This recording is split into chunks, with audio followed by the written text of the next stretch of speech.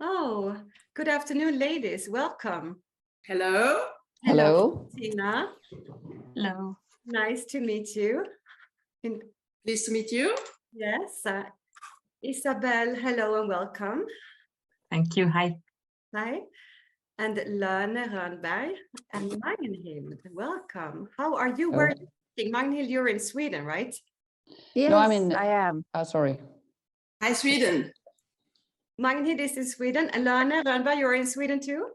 No, I'm in Switzerland, Zurich. You're in Switzerland, okay. Bettina, you are in Switzerland. Yes, I am. Hi, everybody. Hello. Great. Magnhild, how is life in Sweden? It's unusually cold, I must say, but it's beautiful. We have like 4 degrees today, even in southern Sweden, which is fairly unusual. So it's very nice. Great. So good to see you, Annika. Long time no see. Yes, good to see you too, Magnhild. That was a very long time ago, right? Yeah, it was. Yes. Yeah. So nice, so nice. Yeah, I heard from my mom this morning on Messenger. She's 90, by the way. She lives in Sweden, and we still have, she's writing to me every morning on Messenger. So she said, it's so cold outside. I'm not going to be able to go out and have my daily walk. She was not very happy. Oh, It was like -10 on the countryside by Töringen. So it was really cold. Hello, Julien. Welcome. Oh, sorry. Hi, everyone. hi. Zelda. Good Hi, afternoon. Hi, how are you? I'm good. I'm here with my colleague Arthur also is connecting. Great. So we have two Swedes here today, Zelda and Magnhild. Vi skulle nästan kunna prata svenska. Vi skulle absolut kunna prata svenska. Och jag bara Definitivt. hostar. Hey, du. I had a really bad cold last week, but it's getting better. But yeah. But Lene, where do you come from, Lene? Lene, is that a Norwegian, a Danish name, or is it a Swiss name? Or I don't know if you hear me, Lene. If you want to tell us where you come from, and I would be very happy to know. So sorry, I couldn't find my unmute disappeared. But I'm Danish. You're Danish. Yes. Okay. Nice. So we have a little Scandinavian. Yes, I'll understand if you speak Swedish. So watch out. And here we have Arthur or Arthur. I don't know how you pronounce that. Welcome, Arthur. You're sitting here in Switzerland also, yes, in Lausanne. Or No, in Geneva. Geneva. Okay, great. We have 60 people who have registered. I hope we're going to have 20 dropping in. So we're going to wait a couple of more minutes. Perhaps they are just like eating their sandwiches or salad or soup or whatever. It's really cold here in Switzerland too today. So we just had a little soup here at the office with my colleagues. Too warm. Hello, Anna. Welcome. Hello. Good evening. Good evening, everyone. Where are you sitting, Anna? In which country? I'm in Singapore, so for us it's evening. That's why you say good evening. Yeah, we are having lunchtime here. Okay. Sorry. No, but- Still haven't had it yet. Yeah. So nice that you drop in from Singapore. Do you know by any chance Agneta? Agneta, what's her name? Agneta, I've forgotten her name. I know one person in Singapore, and she had done the CHO training with us a couple of years ago. No, you don't know somebody, a Swedish girl, No. Agneta. Okay, no. She worked for IKEA for many years in Singapore. Okay, very nice to have people from a little bit all over. Normally we have people from Finland also. We're going to see if they are going to join us. We're going to wait a little bit, couple of more minutes. How is life in Singapore, Anna? Well, at the moment I think I can say, returning to normal. I arrived here 3 years ago, so just before the pandemic, which has been quite challenging.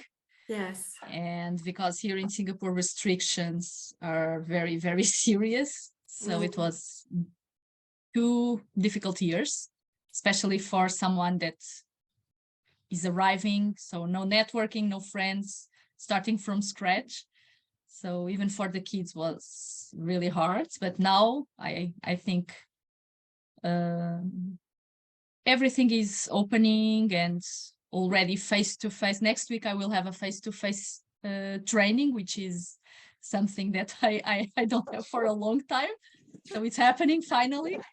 And yeah, and so at the moment, I'm like in between changing careers. So I see at the moment more opportunities than when I was home and only with connecting through Zoom, because there were no networking events, which is also very hard for someone that arrives a new country and wants to amplify the network. So but at the same time, it put us also in a mindset that overcome challenges every day almost. So yeah, it was a good, at the same time challenging, but a good exercise for us as a person and also for the family. Yeah, I know it was tough, the lockdown in Singapore. It's even worse in Hong Kong. I have friends living in Hong Kong, and it's not even get back to normal yet. But yeah, like China, China, all over China, it's very, very dramatic at the moment. Yes. So we were lucky here in in Europe, Switzerland especially, more lucky than in France. France, it was tough too. But yeah, now I hope that's history, right? Yeah, but I hope it so. has some impact still on people, of course. Yeah. Hello, Toby. How are you today? Hello. Hi, everybody. Good morning. Well, good day, good lunch. Sorry, I had a little connection problem. Nice to see you all, and looking forward to listening to everything. Yeah, thank you. And Adeline, hello, Adeline. That was a long time ago. Hello. Hello. Yeah, nice to be here, and I'm looking forward to it. Thank you for dropping in. How you're in Geneva today? Yes, I am. Okay, yeah. Great. Listen, ladies and gentlemen, I think it's like 36 now, and we're going to start. We're going to see when people are going to drop in. I'm looking at Corinne, who's just sitting beside me here. You don't want to say hello? Hello, everyone. Yeah, so they're going to join us. They're going to join us little by little, I think. But let's start talking about our important topic today. That is, how can we, in a best way, manage well-being at work? So we're going to spend the next hour talking about that and have the goal for me is to give you some tools and tips. How can we manage this? How can we manage the workplace well-being? We have the chance also to have Delphine Vacheron with us today. And she is going to, we're going to have a chat with her about her role as a workplace and well-being specialist here in Switzerland in a company. So that's going to be very interesting. We are having more and more people joining us. If you have any questions, because I'm going to share a presentation and I'm going to start talking about what's at stake, why is this important? I'm going to share some figures, some data about well-being, engagement at work, and so on.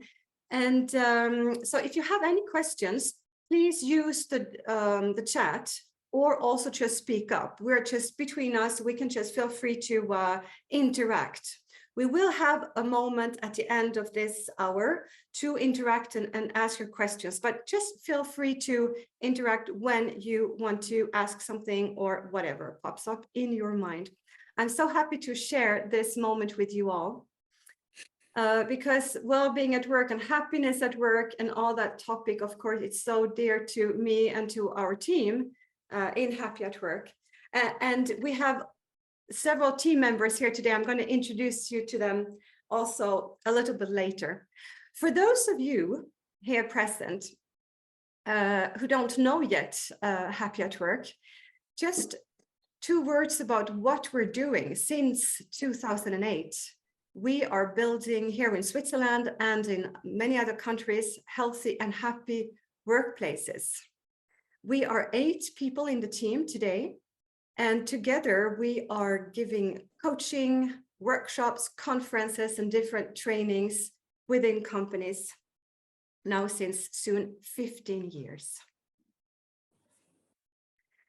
And as I said, we're going to talk about these foundations of managing workplace well-being, and here is a little bit about the program. In 1 hour, I would like to share the most possible things that we know about this topic with you here today. Great. So the first question, ladies and gentlemen, is like, why care about a topic like this? And I wanted to share with you some figures, some data about what's happening in the world and what's happening in Switzerland also. So let's have a look on those figures in Switzerland. And we don't need some figures to show it because we see it in our work day, in our work every day. And I think you too, perhaps in your workplace, that more and more people are feeling stressed and emotionally drained. We have those figures here in Switzerland. And I saw on the survey, the annual survey here, that they're growing fast and they have never been high as this they are now currently. We're talking about 6.5 milliard of Swiss francs as a cost of this work-related stress. And not to mention also the loss of productivity that we have due to all this mal-être, all this stress at the workplace. Worldwide, it can be interesting to have this Qualtrics numbers. And that is also, of course, the pandemic who has left an impact on us because more and more people experience mental health problems. We feel more stressed. 57% are more anxious and 54% are emotionally exhausted. And this is a global, worldwide statistic. So yes, we are living in a very difficult period with a lot of anxiety out there. And this is a very, very interesting book. If you haven't read it yet, go and buy it. It's Jeffrey Pfeiffer who has written that a couple of years ago, Dying for a Paycheck. And of course, we can discuss the subject, the question of, is work supposed to make us happy? That's discussable, but at least work is not supposed to make us sick. I think we can agree on that one. And Jeffrey, in his book, he says that 61% of employees say that they have been ill due to stress at work. And we can see that in our daily life because let's not forget that we are, first of all, expert and Happy at Work on coaching people who has been through a burnout back to work. That is our foundations in our expertise. So we can see those figures are real figures. 7% were hospitalized of those people, and that we also can see, unfortunately. And it costs so much money if it's in Switzerland or if it's on US level. Now, that's not very funny. So let's go to something more positive. What are the benefits of well-being at work? Why is it so important that companies and managers focus more on this topic? Well, first of all, ladies and gentlemen, let's remember that those positive emotions, they are good for us. They're good for our health, first of all, because we know that positive, optimistic, happy people, they live longer, they're less sick, they have a better immune system and less cardiovascular problems. So first of all, it's good for our health. And that has an impact on the sick leaves in companies. And perhaps you have seen those figures on our website because these are really important figures. So we're talking about the impact in a corporate level organization. We have 6 times less absence. And we all know that that costs a lot of money in direct costs and indirect costs. We're also talking about more loyalty. And I know also that this is a European and topic we often hear more and more talking about. We are lacking of resources. It's difficult to hire. It's difficult to find people, and it's difficult to retain them. So 9 times more loyalty, that is huge. The creativity is increasing, and also the productivity. Because when we're feeling well and we're feeling engaged, this positive energy feelings, well, we communicate better. We are better leaders and co-workers, and not forgetting the communication with our customers. That is so important too. So some figures to have in your mind, ladies and gentlemen. Now, in Happy at Work, we have been working with those questions for 15 years. And little by little, we have developed a methodology around what we call the 3 R's. And those 3 R's, they are the driving forces for well-being at work. And I would like to ask you a question, ladies and gentlemen, first. Or a question. I would like you to think of something. I would like you to think about the best work experience you ever had. Something like really, wow, when I think about that experience, I feel like, wow, I will never forget that. Something you did, or somebody you met, something really that made you really happy. I hope you all have at least one of those experiences in your mind. And I would like to keep that in your mind for 1 minute, and I will come back to that right away. Because everything we do in Happy at Work, we are basing it on science. And those 3 R's I was talking about, they come from Daniel Kahneman's work on his hybrid model about happiness and well-being and so on.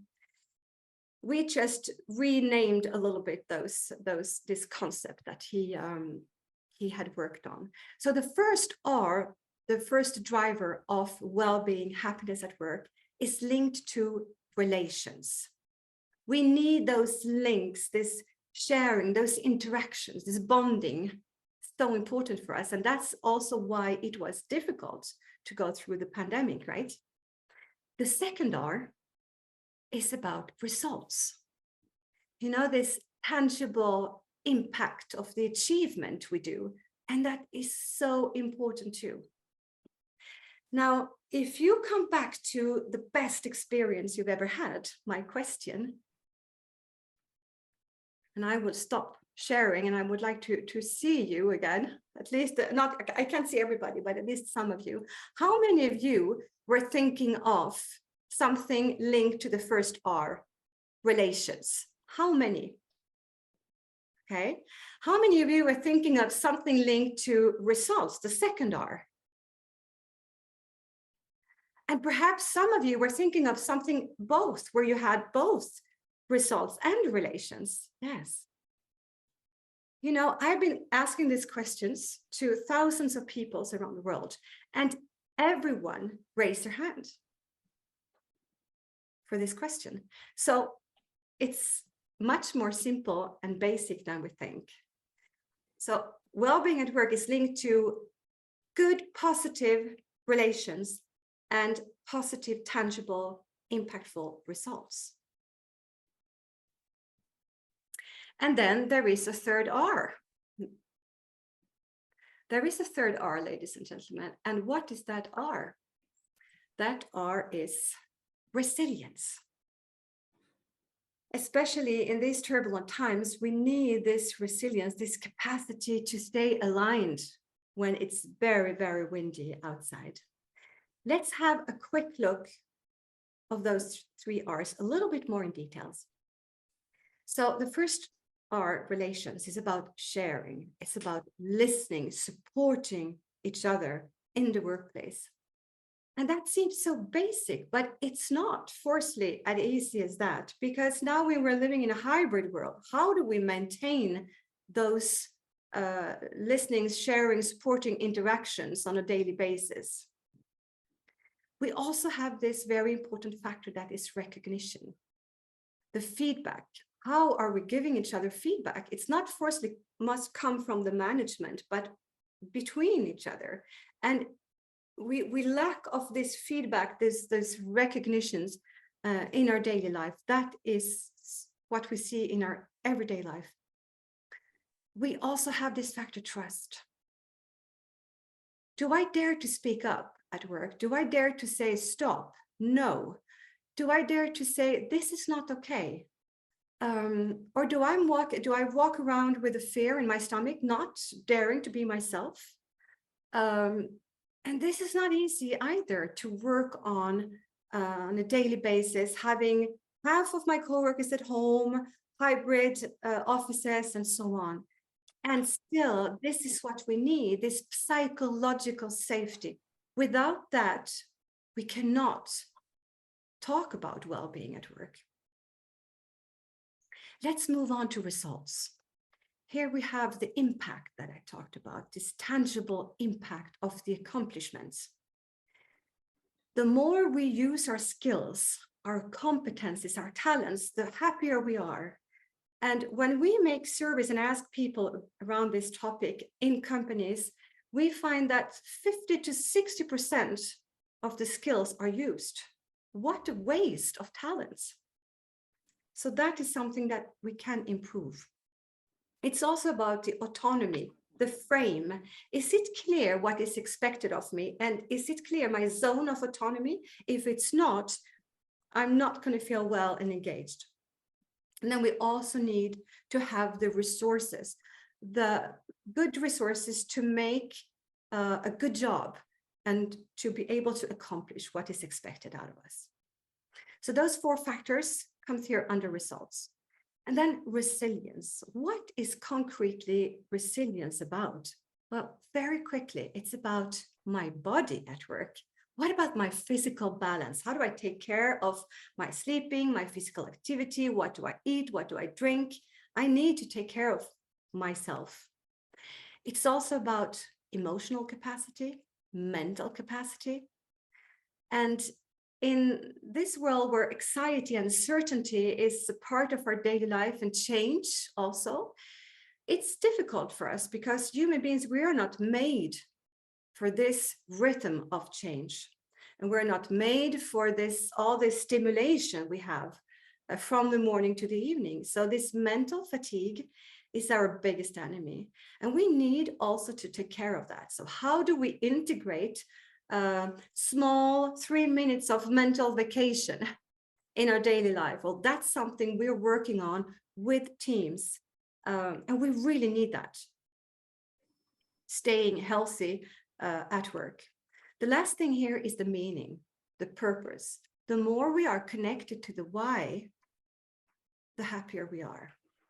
And that is also something that we can believe that, yeah, but some jobs, some sectors are much more linked to this purpose, like hospitals or social workers, but no, that's not true. I was in a hospital sector in France, the beginning of the week, and we were working 2 hours on the meaning because we are everything goes so fast. We are losing this connection to the why, and then we lose the everything. So how can we stay connected to the why every day? If we have those 3 R's, those 12 factors, we will feel happy and engaged at work. And this will bring sustainability individually and also on the organizational corporate level. And that is what we need today. Now, in our work, what we do it's that we can measure.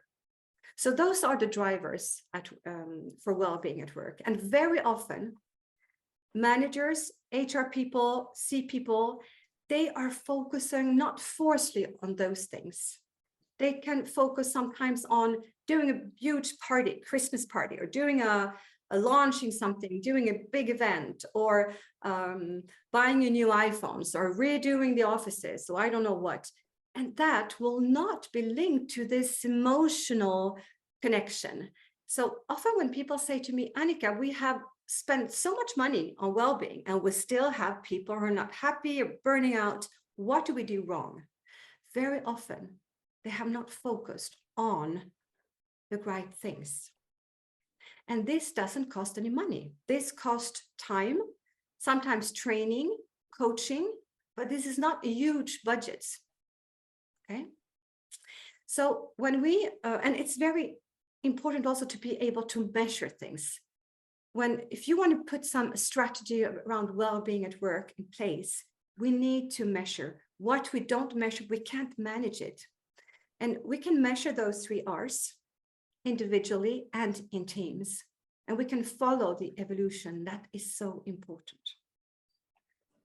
Now, I already started to talk about some key success factors for an impactful workplace well-being management. And measurement is one of them. And also another factor is to define the roles and responsibilities of everyone and to deal with this topic as a project. Because it's not about buying a baby foot or doing an aperitif once in a while. It's not sufficient. And that's why I would like to introduce you to Delphine. And I would like to have a chat with her around her role as a workplace and well-being specialist.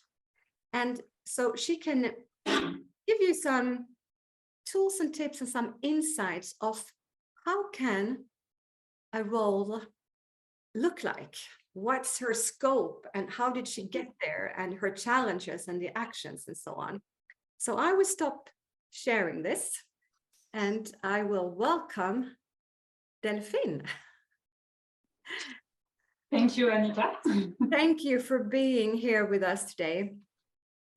You were doing 10 months ago or something like that, you were doing the training with us, and you were already in place at Lunaphore company here in Switzerland as a workplace and well-being specialist.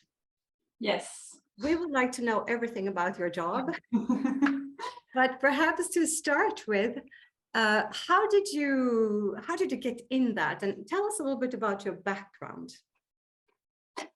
So I have a PhD in biology, and after doing this, I converted myself into. I went towards another direction, and I started working at Lunaphore as an administrative assistant first. And it was a small company at the time, and we kept growing. So I had the opportunity to go in the direction I wanted to go to. And I became office manager, and I was dealing with so many stuffs, including well-being of people, that at some point I talked to my manager and I asked to change my title. And that's how I became a workplace and well-being specialist. I wanted to add this notion of well-being or happiness in my title to reinforce this role in the company. And yeah, at that time, I just realized that chief happiness officer do exist. It's a real thing.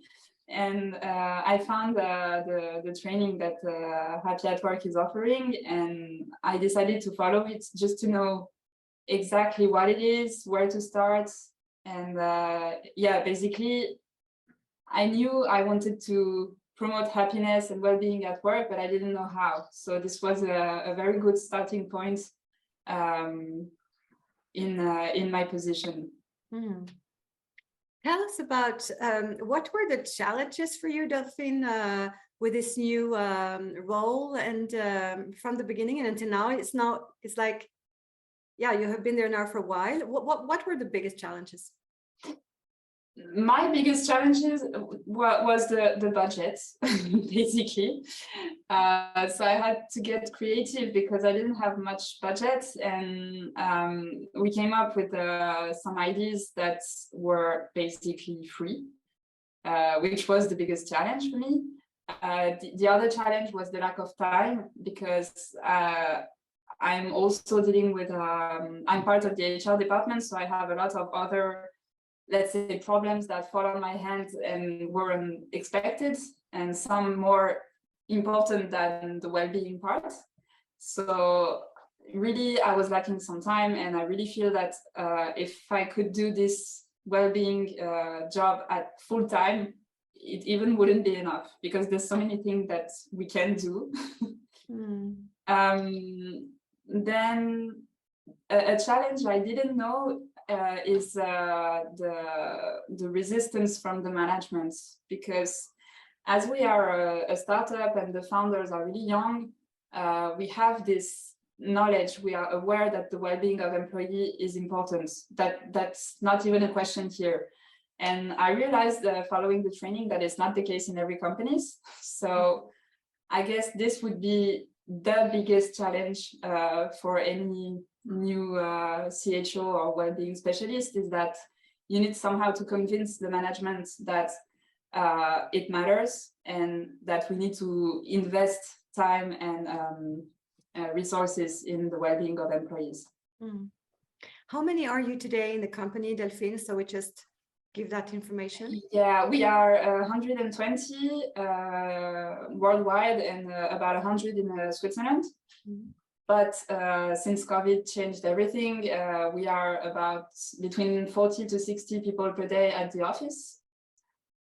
So that's a lot of people already to take care of. We also have to be careful for people working remotely and people not coming often to the office, because it's easy to you know, we say loin des yeux, loin du cœur, so to forget people that you don't see often, and we still need to make sure that these people are going well. Of course, yeah. Tell us more, please, about some actions that you have put in place. What did you start with, and what would you like to share? So during the training, you presented a tool that is called the Plan of Action. And when you presented it, I directly imagined doing this with the whole company. So basically, it's a workshop where we asked people what they need to increase the well-being at work. And we gathered, I would say, about 100 propositions from all the employees. And it was really great because you involve the people, you get propositions of things they actually want and need. And now I have a database of things that I can implement in the future. And so basically all the employees build my action plan for them, which was very, very good. That's cool, right? And that you're talking about the action plan around the 3 R's, right? Exactly. So yeah. very concretely, yes. Okay, so you're starting to implement those things now. Yeah, like I said, budget, time, two big constraints. So I hope I can do more in 2023. So we did this workshop in September, so it's not that far away ago. But still, there are some, let's say, quick wins. For instance, some people ask to have more international lunches. So basically, we just provide time and give the cafés, and people bring food from their own countries, and we share the food all together. So this is one of the free happiness activity that we put in place. International lunches, you call it like yeah, that, right? Yeah, we call it that. So it's like a Canadian thing, everybody brings something, but okay, yeah. Oh, great. And we will do one next week for Christmas. So the theme is share your Christmas food. So I'm really looking forward to this one. How many in nationality do you have? You have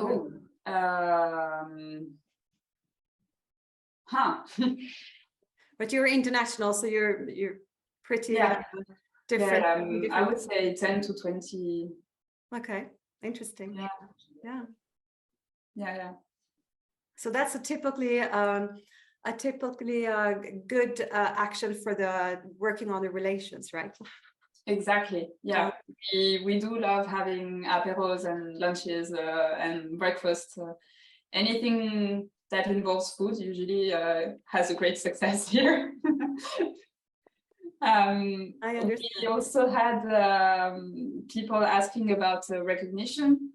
So we installed a gratitude wall where we ask people, well, we give the opportunity to people to leave messages of gratitude anonymously or not, targeted to someone or not, and it was nice.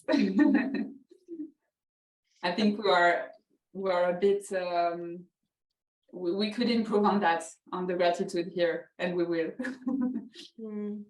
We need to cultivate that, right? Exactly. Yes. Yeah, we're not used to do that like that. Yeah. But it's a good idea too, with a gratitude door or gratitude or a feedback wall or something like that. Yeah. Once I saw one in a company. How do you say that? They put a tvättlina. How do you say tvättlina in English? En truc à linge. Vous savez, A washing line. Washing line in the roof in the office, and then they put some things like that with a post-it on it, and it was like decoration and good feedback. So we must be creative. Exactly. Yeah. Something more you want to share with us, Delphine, about the actions you have put in place? Have you started to measure something? So yeah, we did measure. We had a mental health survey that we started basically during first year of COVID to see if people are how they are feeling basically. And I was pretty surprised in a good way because the results were pretty good. And now we need to move on to redo this survey again this year. But probably next year we'll move on to rather post surveys, because this real mental health survey was like 20 questions long, so it's really too long. It asks too much from people to answer. So maybe we'll change the format next year to have more frequent surveys, but like really short ones. Yes. And you also told me about you had some talk with some people who had some signs of burnout and things like that, and you have used. Yes. So a few months after the training, we had a situation of we actually had 2 burnouts in the company. So it raised a bit my awareness to see signs of burnouts, and I also used another tool that you presented during the training to I think it's called the thermometer. No, I don't remember the name of the tool. Sorry, it's basically a questionnaire that calculates your work exhaustion and your your engagement. Inventory. It's the happy work inventory. Yeah, the level of exhaustion and the level of fulfillment. Exactly. And I use this tool not anonymously, unfortunately, but like to target the people who worked close to this person with the burnout to try to see whether there were other cases that could arise there. Yeah. And I think before the training, I wouldn't have known how to, interact with those people and what to do basically. At least after the training, I had some tools to do something to try to prevent another burnout to occur. It's so important, right? Because if we are in that state, we will not be able to talk about well-being either, right? What are the projects now, Delphine? So what's the future in your job? So many things. Well, now I have all of this list that I was mentioning, the plan of action. So I have to select and organize throughout the year how to put things in places. I also already have a lot of events to organize for next year with our our new yearly kickoff that will be in January. So that's already something that would take me a lot of bandwidth. Then we also have this pulse surveys that we need to design and launch every 2 weeks or months. Then we have to interpret the results. Then we have to act on the results. So yeah, that's a lot of work. It may not seem like it's a lot, but it is. I believe you. Yeah. And then you always think about things that you could improve or change or put in place. So it comes with the time. Of course, yeah. And what would be some advice to our participants here if they want to put in place strategy and action plan, or if they would like to start a job like you? What would be your advice to them? So what I think is very important is to have at least 1 or 2 people in the management who are like on your side, who are already convinced that well-being matters. In my case, I also have my manager, which is the VP HR. So she is part of the management and she knows the well-being is very important. So I already had a few people like that were really advocating for this. So I think this is crucial if you want to succeed in this process. And you have some advices in the training to convince your management should you not have any people already in the cause. Yeah. But like I said, I didn't have to do, so I cannot tell you if it's hard or not. And another advice I can give you is to think big, because there's a lot of things to do. You shouldn't put boundaries of what you can do, because it's for the well-being of people, so it should be accepted by the management. And yeah. Great. Thank you, Delphine. Thank you so much. What is very interesting is that, with this, the title, in fact, your title is Workplace and Wellbeing Specialist, and we have so many different titles around. Some have this Chief Happiness Officer title. Some are talking about people and culture, engagement manager, or sometimes employee experience. Yes. So there are many different titles, but we're talking about the same thing around how can we develop this positive quality at work and develop well-being and sustainability, because we're talking about sustainable people, sustainable companies. So it's so interesting, right? Thank you so much, Delphine, for your testimonial here about how is it to occupy a function like that, to work like a well-being specialist. What are your questions to Delphine, the participants here? What are your questions to her? What would you like to know about her job or something else? No question for the moment. Perhaps they will come. Yeah, I have made a little sum up of what we just said here. And I also wanted to share this with you. Yeah, so as I said, there are so many different titles of this, and we don't care about the title. What is important is the impact and what we are doing and the role. And to sum up that, I would say that it's so important to structure the approach. Because once again, in many minds, it's about, we have a little apéro, and then we have a apéritif, sorry for those who don't speak French, and we have a baby foot, and then we have a big party once a year, and then it's it. No, it's not. It's a project. So we need to have a professional approach around this strategy and action plan, and have performance indicators, KPIs, because once again, what we don't measure, we can't manage it. And it's about, and you're right, Delphine, thank you for highlighting that, because it's often starting, you were lucky because they were all ambassadors for well-being at work and at your work. It's not always the case.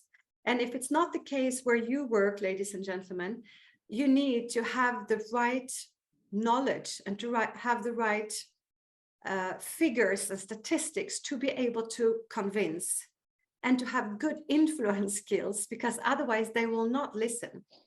So it's like a role of a CHO and a workplace well-being specialist is to influence and also promote well-being, build awareness around it, and to use indicators like what is the cost for the absenteeism rate, what is the turnover cost, the lack of loyalty cost, and so on, and also turn that into positive indicators, like if you want to reduce those costs, this is what we should do. And would you like to reduce them? And then show them the figures about the benefits of the well-being at work, because it's a real difference on the bottom line. It's not made overnight. We need to work on it, but it's completely realistic. So raise employee awareness, that is also something very important, and raise awareness among managers. That also means training managers. We need to coach them and train them to manage differently. And another role of a workplace well-being specialist, in other words, is to implement actions and really to have this action plan based on the 3 R's, not to focus on the wrong things. And facilitate the human relations at work, be a support for the employees and being support for the managers. And what you said also, Delphine, was interesting, because you're not coming from HR. I would say that we have trained now 89 experts, or specialists, well-being specialists, or CHO, we can call it whatever. We have trained 89, and I would say perhaps half of them come from HR and half of them not. Some of them have nothing to do with HR, marketing, pharma, doctor in biology, SU. They can be office managers and so on. It's really different. And what is important is to be able to facilitate human relations and support. And the diversity of the participants in the trainings, that is also very interesting. I just also wanted to highlight this point here, frame and define responsibilities, because well-being at work is a huge topic. And who is responsible for that? That's a very good question, right? And to one point, we need to verbalize that to everybody who works in this company, saying what we expect and what is the responsibility, because everybody is concerned. The C-level are concerned about what's the environment. Their responsibility is to create an environment and the conditions where it's easy to thrive. And managers, they are responsible because we know that 70% of engagement level come from the way we are led, the leaders, the managers. So they need to be trained and to a more human-centric leadership.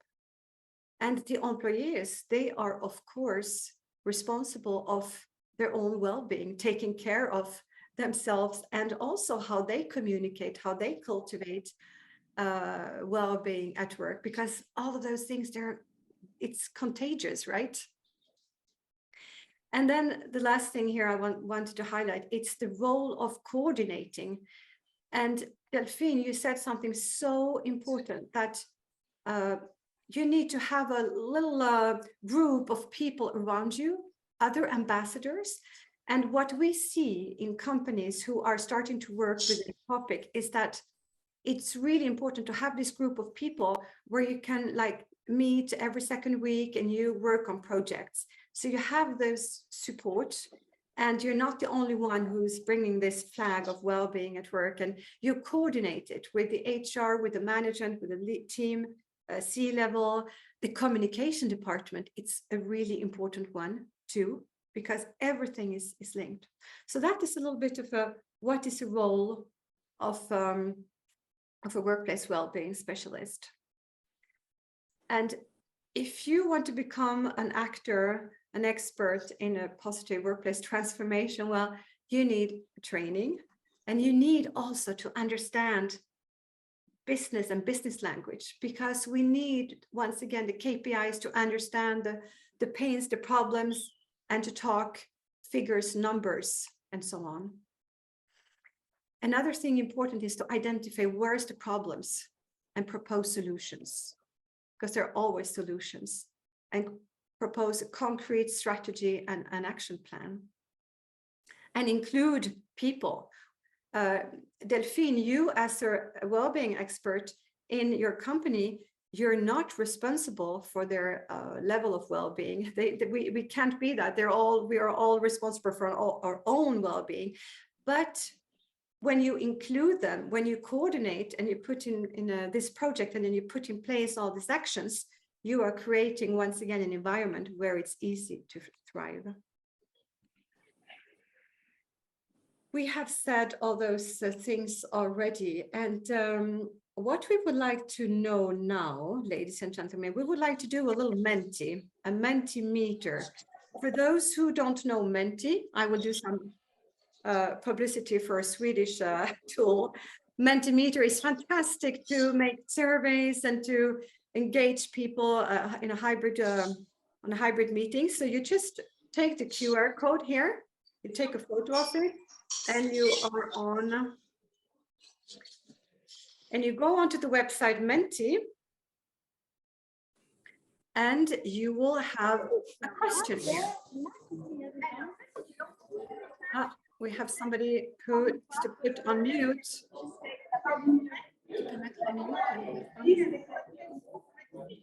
Please answer the question in your on your mobile phone. We would like to know, where are you in your company in the well-being projects? Have you already launched something? You would like to launch something? Where are you? And then you submit. Can I stop sharing, Corinne, so you can start sharing afterwards? Is that okay?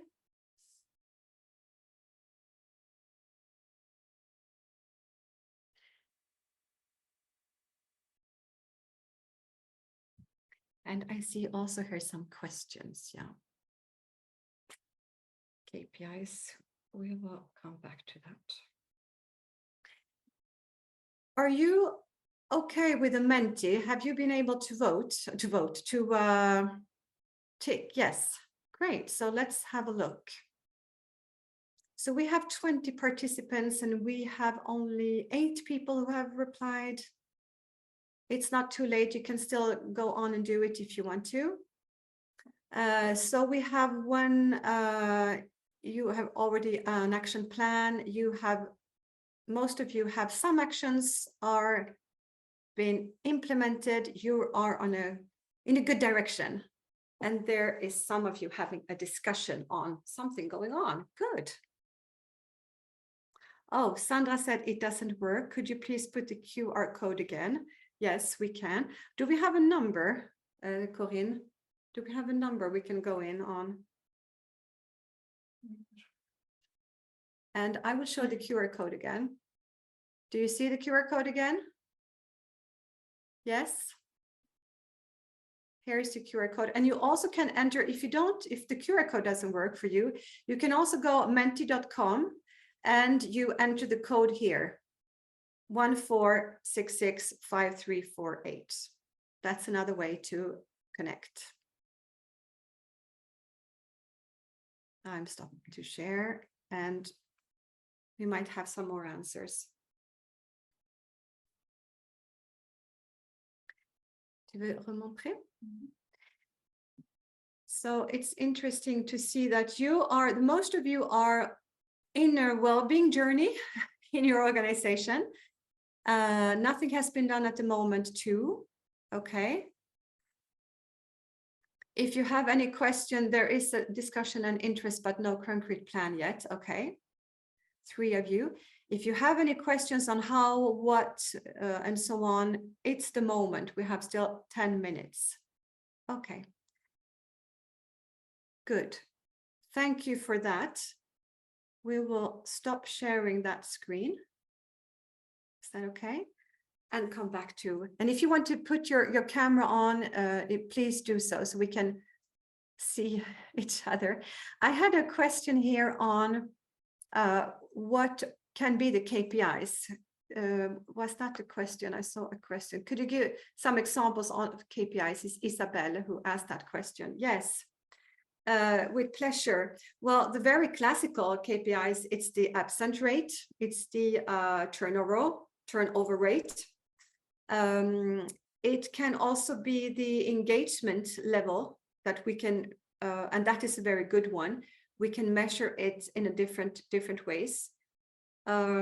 What is important when we talk about well-being, it's that it's the most linked to the emotional state of people as much as possible. And not so much about how do you find the restaurant here at in this organization? How do you find the workplace, the salary and things like that? It is important, but it's not the most important. So how many times did you feel the last months of energy when you went to work? How many times did you get feedback? Are you happy with the feedback you get? How many times did you feel this and this? When we are taking the pulse of those kinds of questions, we are really measuring how people feel. And that is something else. Now we're talking well-being. It doesn't mean that we must not ask how they find the restaurant at work and the work environment, but it's not the same question. It's not the same things. So, and what we also invite you to do is less huge surveys, annual, or even many companies here in Switzerland, like they do a huge survey every second year. I mean, the world is changing, and I think we all have noticed that it's going very fast. Doing those huge surveys, well, it can be good to have a notion of at one point what's going on, but when we have the results, being able to understand it, communicate it. I mean, it's been 3 months and everything has been able to perhaps changed already. It's two dinosaur things, if I can talk like that. So what we need more today is like, we call it pulse surveys, take the pulse. So it can be every month, or even have 1 or 2 key questions, and you change those questions, and like you have very easy on an application or on Monkey Survey, Google, the 3 R's, for example. 3 R's are 18 questions. It takes 10 minutes to fill it in. And we can see the level of fulfillment and the level of tiredness, exhaustion. And it's based on emotions. And we do that on a Google survey, very easy to take the temperature. And there are so many applications out there. We work with a company called Roger HR, where we measure the how people feel, and that's our new partner in terms of measuring pulse surveys. You can perhaps write that down in the chat, Corinne, please. I also wrote down a Swedish pulse survey company that I've been talking a lot to. They are called Elative. Okay, yeah, I see that now. Elative. Okay, I don't know those guys. Okay. No, but they are really good. And just to take a look at the website gives you an idea of what Annika is talking about. Yeah. So measuring is important. And I was in a company the other day, and they were measuring the how many the turnover, and they were also segmenting in it what age, who is leaving the company, what age, what kind of generation, and also the sick leaves linked to burnout in teams. So they were having managers were like rated on how many sick leaves, and they tried to figure out if it was linked to burnout or not. So there are new things coming up, interesting. We need to do it in a very respectful way, of course. And measuring is key. Now, when you measured, you need to know also what to do with it, of course. How do we accompagner? How do we help support the managers and the people, because we need to measure, but what do we do with it? We need to communicate on it, those surveys, and we need to support the people. Listen, I want to have some space for questions. I just want to share with you another thing about the next, what's coming up here at Happy at Work, the next training, and also some key success factors that we perhaps didn't mention yet. So the training we have 89.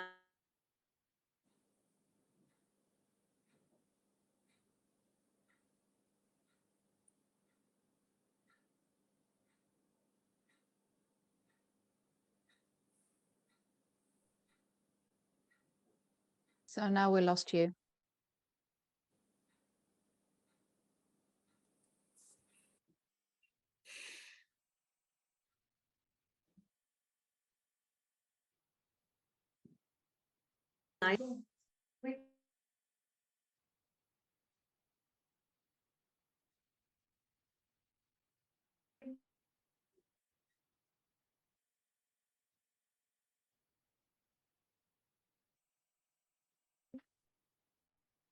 And the speaker.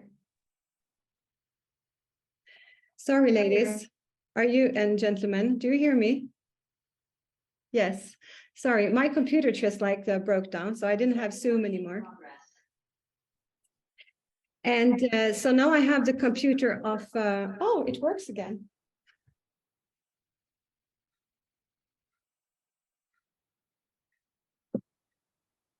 I'm sorry for this. I'm sorry for that. I'm back on my computer again. This is the first time it does that. So what I wanted to say is our next training is going to be in March in English and in French. And so we have 4 days of very concrete training on how can we influence, how can we transform. We're sharing tools and tips, and it will give you a toolbox of all those tools we were talking about. And we're working on 3 levels. We're working on strategy, culture, and on the operational level. And we have a little offer here for you, ladies and gentlemen. If you want to join the training, please feel free to register and ask us all the questions you want about the training, of course. And just to sum up this webinar about how to manage well-being at the workplace. What we said about defining the roles and the responsibilities is so important. Identify the indicators to follow and integrate the employee well-being as a priority. Yes, that I didn't say. It must be a priority. Sometimes in some companies, we can integrate it in the strategy, in the corporate strategy. Sometimes we can't because we're not there yet. It's okay. It's easier and more smooth if we can integrate it in the strategy, in the corporate strategy. But if we can't, we have beautiful examples of, for example, companies where they start in a department with a pilot, and then they are spreading this more and more. And to one extent, people around in other companies, in other departments, they come in and say, "What are you doing, guys, in these departments? Because something is changing here." And so then it becomes corporate in the whole organization. So we can start big and we can also start small. That's the good news. We need to build awareness and also make it accessible for people. And focus on the 3 R's, because that is what is going to really bring well-being. So we hope that this 1-hour webinar brought you some insights, some tools, some tips, some inspiration to move forwards in your action plans wherever you are in the world, and in whatever company you are, in whatever role you are. Well-being is important, and more than ever, because we're living in a so fast changing world. So we need to change also the way we lead companies and people. Thank you so much for coming here today, and we remain at your entire disposal for any questions. And perhaps some of you don't need to run to another meeting right now, and if you have any questions, just feel free to put your mic on and we can have a little chat. How was this, Adeline? Was it useful?